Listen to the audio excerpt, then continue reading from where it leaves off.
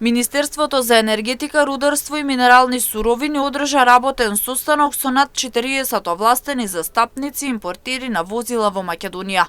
Се донесоа измени кои се однесуваат на постапките за одобрување на тип на возило, единечно одобрување на возило, идентификација и оцена на техничка состојба и издавање на потврди за исполнетост на техничките барања на возилата.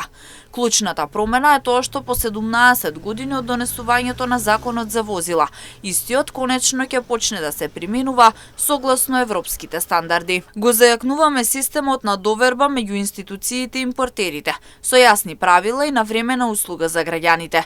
Ова е значаен чекор за приближување кон европските стандарди и подобрување на квалитетот на услугата која ја добиваат нашите граѓани, вели Божиновска.